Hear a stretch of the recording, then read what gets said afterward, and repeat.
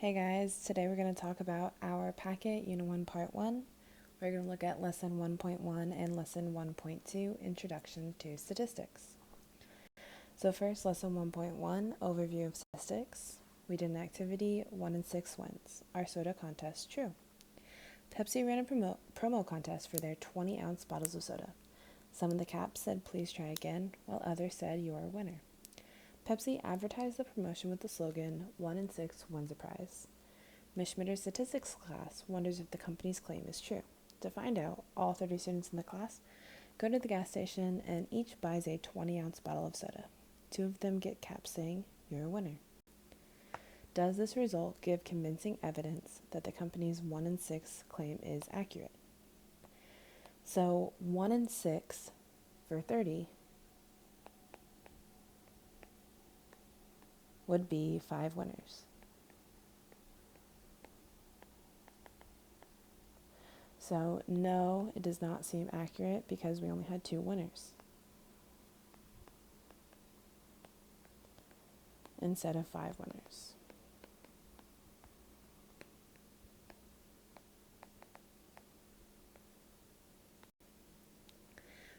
So then we did a rolling the dice activity to imitate the process.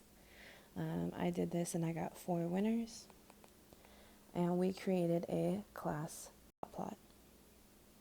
Here's what one of the class's dot plots look like. 1 person got 2 winners, 2 people got 3, 3 people got 4, 5 people got 5, 4 people got 6, 7 got 7, and 1 got 8.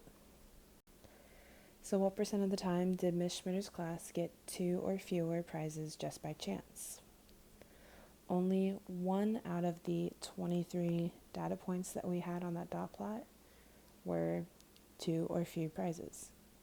That is 0.043 or 4.3%. So does it seem plausible that the company is telling the truth, but that the class just got unlucky?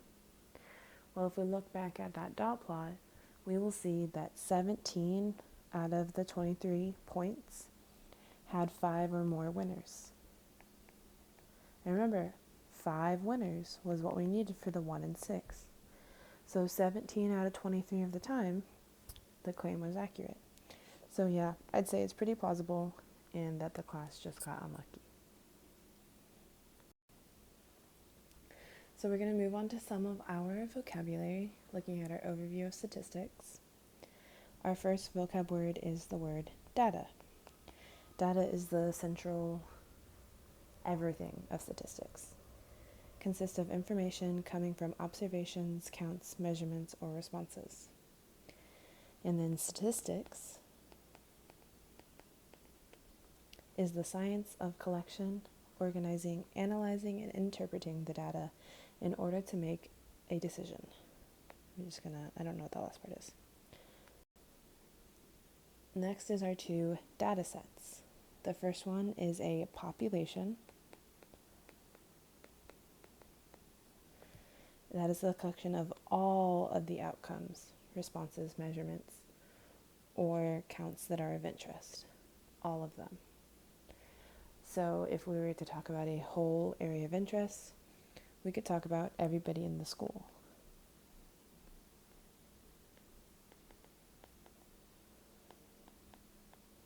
Our second type of data set is a sample. It is a subset or a part of the population. So if we were looking at a sample of our population in the school, a subset of that, it could be this class. So if we look through this example and identify the data sets. In a recent survey, 1,500 adults in the United States were asked if they thought there was solid evidence of global warming. 850 of the adults said yes. Identify the population in the sample, and then describe the data sets. So our population, remember, it is the whole area of interest. So it's what you're interested in finding information about. So you might at first think that it's the 1,500 adults, but your information that you're going to use isn't just going to be, say, these 1,500 adults say this. You're going to talk about all of the adults in the United States. So your population is all adults in the United States. Our sample, the subset of that population that we've taken to measure, is the 1,500 adults. And then our data set, our yeses, there were 850, and that would leave us with 650 no's. Next, we're going to talk about parameter and statistics. So the first one is a numerical description of a population characteristic. So that's our population characteristic, so that's our parameter. A parameter is your population. An example of this could be the average age of all the students in the school.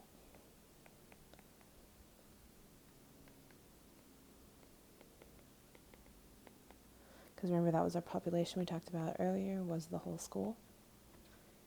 So then a numerical description of a sample is our statistic. So then we could do our statistic, could come from our sample, the average age of this class.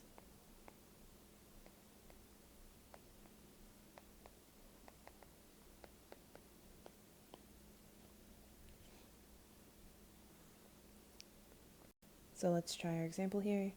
Distinguishing parameter and statistic. Decide whether the numerical value describes a population parameter or a sample statistic. So let's look at this first example. A recent survey of a sample of college career centers reported that the average salary for petroleum engineer majors is $83,121. So the first thing when we read this, we noticed that it says a survey of a sample. Remember, it goes with a statistic, so this would be a sample statistic. The next one, the 2,182 students who accepted admission offers to Northwestern University in 2009 had an average SAT score of 1,442. So this one, it doesn't say anything about a sample. It doesn't say anything that this is a portion of the people that were admitted. It says the students who accepted admission. And the way it phrases it is that, like, that's all of the students who accepted admission. So that is our whole population. So this becomes our population parameter.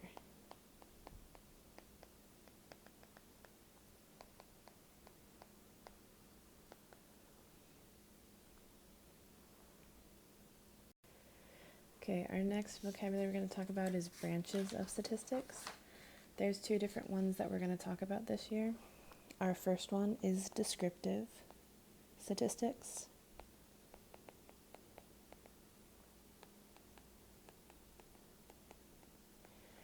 That involves organizing, summarizing, and displaying data. So that's like tables and charts. That's what we're going to see really in this first semester. And then we'll hit on this more next semester, is inferential statistics.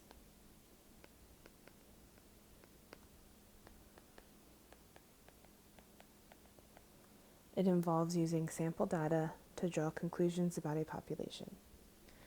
So we're going to see things like confidence intervals,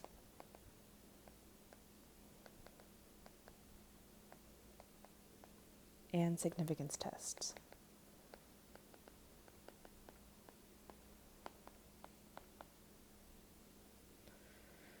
So let's look at our example here. Descriptive and inferential statistics. A large sample of men aged 48 were studied for 18 years. For unmarried men, approximately 70 were alive at 65. For married men, 90% were alive at 65. So decide which part of the study represents the descriptive branch of statistics and create a representation.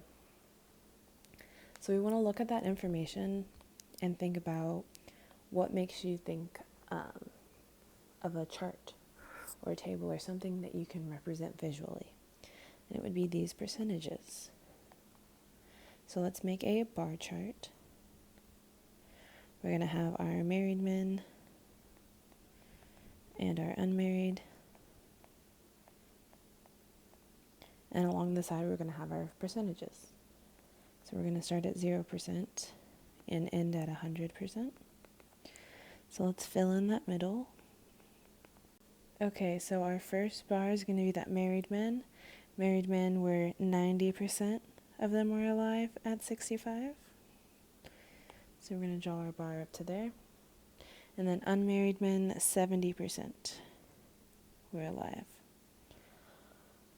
So sometimes having that visual representation can make it a lot easier to see that difference in the information.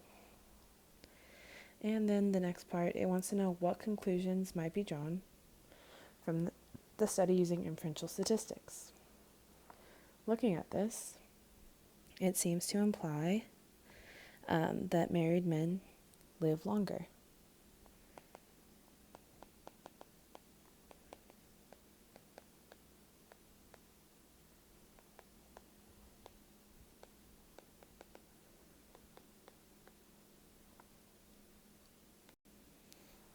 Okay, and now we're going to finish up our chapter 1 with lesson 1.2, data classification.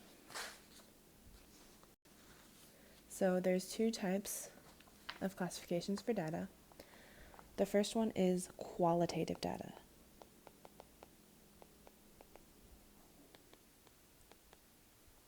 It consists of attributes, labels, or non-numerical entities. Okay, think about the word qualitative. It makes you think of qualities. So these are different qualities that you have. It's also called categorical data. So it could be things like your major, your place of birth, your eye color. Then we have quantitative data.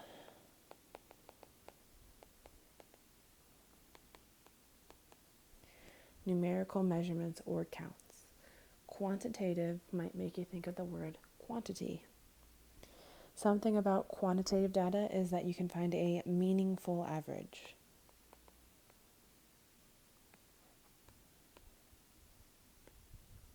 Okay. This might be things like your age, your weight, your temperature.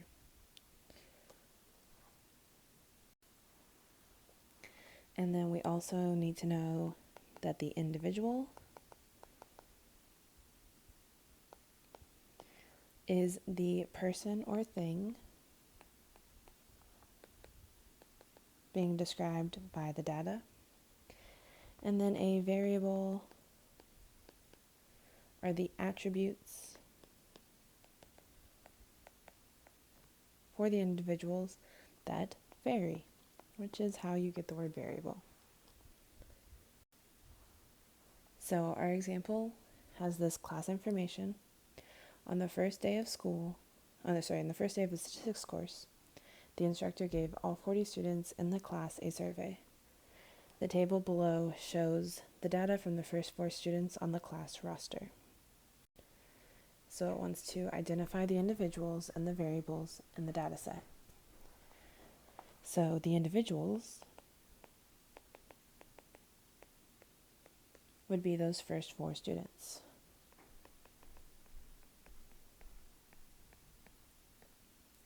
Those are the persons that are being described by the data.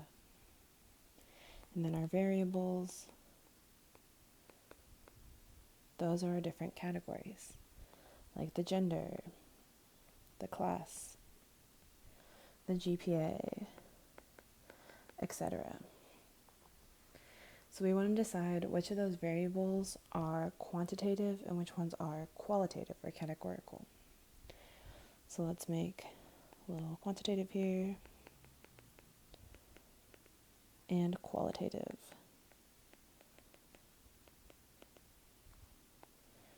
Okay, our quantitative ones, The GPA would be quantitative. It's a numerical value. You can find an average of it and it would mean something. The pulse rate would be quantitative. The number of children in your family.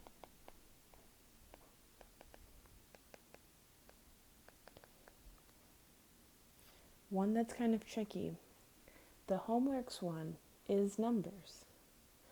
But because it's set in those two categories of either 0 to 14 minutes or 15 to 19 minutes, that actually makes it qualitative. Because you can't find an average of that range. So the homework minutes is actually qualitative. Your sleep is quantitative. So that leaves gender as qualitative, as well as your class, your dominant hand, and whether or not you have a smartphone.